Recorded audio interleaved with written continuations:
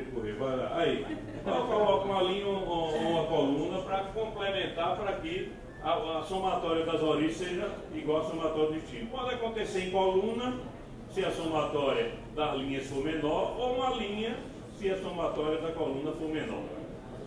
A implicação na busca da solução vai nos dizer o seguinte: quando eu for alocar pelo custo mínimo, eu não considero o zero de equilíbrio como menor custo. E o que sobrar, eu simplesmente distribuo pelas casas residuais. Está entendido? Isso acontece nesse método. Passou, vai lá. Aí dizendo como é que se equilibra, a matriz e tal, vá dela. Vá embora. Método de Vogel das penalidades. Esse é um método de custo mínimo aprimorado. Vogel, matemático francês, e é um método até recentemente moderno, lá na década de 60, 70, né? O Vogel descobriu que às vezes quando a gente aloca pelo custo mínimo, satura uma linha ou uma coluna, você perde menores custos, como aconteceu anteriormente. Vocês vejam, quando eu aloquei na casa de menor custo, eu perdi o custo 4 e o 5. E as que sobram é de custo mais elevado. Então o Vogel descobriu uma forma de melhorar uma solução. Não é um método melhor do que o custo mínimo, não, é outro método. Ele define penalidade como a diferença entre os dois menores custos de uma linha e os dois menores custos de uma coluna, que ele chama penalidade de linha ou penalidade de coluna. E o critério de distribuição é: as penalidades são meramente indicativas. Seleciona a maior penalidade de todas para cada iteração. A maior penalidade ali foi 5, que é uma penalidade de linha. Está indicando que o menor custo na linha A é a casa que vai receber a primeira alocação, a primeira quantidade. Segue-se esse princípio de alocar nesse sentido. Só que todas as vezes que a gente faz uma alocação, quando eu coloquei 14 na casa de custo 3, a coluna 4 deixa de existir para o cálculo das penalidades. É como se eu estivesse eliminando ela apenas virtualmente.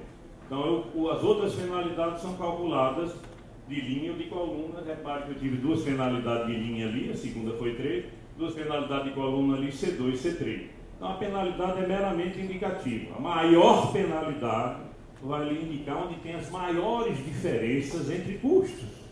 E eu quero alocar no menor custo. O critério é custo mínimo. Vai lá. Eu não sei nem se eu vou abordar a parte do método de otimização, que é mais complicado. Vai lá, Léo, passe. Esse método tem duas fases. Primeiro é o método de obtenção da solução inicial. Eu obtenho a solução inicial, pode ser por qualquer método que a gente viu, canto esquerdo, custo mínimo e Vogel, não é? Canto esquerdo normalmente é o mais usado, porque a gente sabe que a solução inicial é sempre uma solução que pode ser melhorada.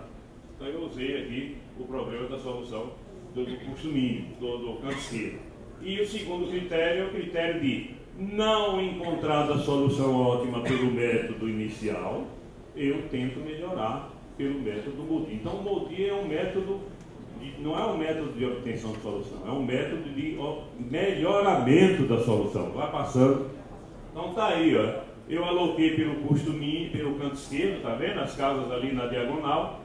E aí qual é a sequência da aplicação do método de otimização? Eu extraio a matriz, passa aí, Léo. Matriz de custos das casas ocupadas. 8, 9, 7, 1, 2 e 5. Essa é a matriz de custos das casas ocupadas. O que é que eu faço? Baseado na álgebra, eu sei que, por definição, o custo de uma casa é igual ao somatório dos índices. Eu associei ali os índices a cada linha, normalmente isso é universal, né? Índice de linha U, índice de coluna V. Então, eu associo os valores o 1, o 2, o 3, V1, V2, V3. Como se determina esses valores? Passa a fórmulazinha aí, Léo, na frente. A equação básica está ali, ó. Custo de uma casa é a somatória dos índices. Ora, se eu arbitro qualquer índice de 0, o outro vai ser igual a casa, né? Então eu posso arbitrar qualquer índice de 0 e começar a encontrar os outros índices. Porque o objetivo é encontrar os outros índices. Passa lá. Passa ele no anterior, por favor, só para... Aí, passa em outro. Esses índices foram encontrados como, ó, o custo da casa aqui, ó, o índice U é 0. Então esse V2, ó, vai ser o quê? Qual é o número que somado a 9 dá 9? 9 mais 0 dá 9. Então aqui é só repetir esses dois primeiros. 8 mais 0, 8. Depois os outros, é conhecido aqueles dois, eu determino os outros. Depois que eu determinei o 2, qual é o número que somado a 9 dá 7 menos 2. Porque 9 menos 2 dá 7. E aí eu determino esses índices todos. Determinado esses índices, eu vou, uma outra fórmula matemática, que é a do índice de casa vazia. Repare que eu quero é melhorar, saber se tem alguma casa vazia que eu possa transportar distribuição para ela, melhorando o custo final. Então a equação básica é essa daí. Custo da casa vazia é igual, índice da casa vazia é o custo menos aquilo que está lá em cima. Somatório dos índices. Passa ele.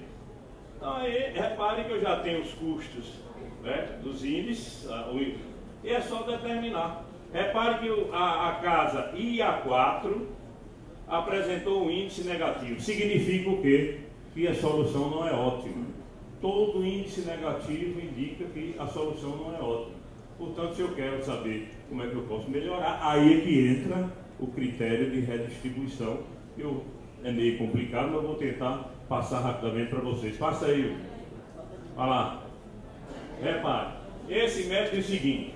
Eu já tenho as quantidades das casas pelo critério do custo mínimo, 15, 22, 41, 24, 14, não é? Como a casa de vantajosa, que eu chamo, que apresentou sinal negativo, é a IA4, eu faço o seguinte, repare, eu acrescento o sinal positivo nela e vou alternando, negativo, positivo, negativo, positivo, negativo, positivo. Agora, como é que eu alterno? Isso aí que se chama critério de avaliação. Eu só posso considerar as casas ocupadas. A única vazia é aquela que foi indicada no negativo. Então as outras, eu vou sair dela e vou voltar para ela, só mudando de direção em casa ocupada.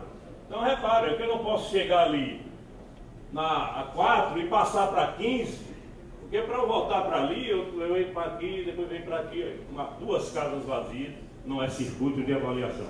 Então aí se a gente tentar, vocês vão ver que só vai ter esse circuito mesmo. Cada vértice, né, tem que ser ocupado, uma casa ocupada. Repare que ali é quantidade, 22, 41, 24, são quantidades. Então eu simplesmente vejo agora, ó, o que é que eu vou fazer? Eu vou verificar qual é a quantidade com o menor sinal negativo, que vai ser a 14.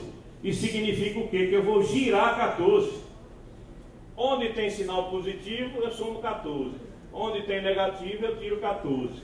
Onde tem positivo, somo 14. Onde tem negativo, somo 14. Onde tem positivo, 14 negativo. Então essa casa se tornou zero.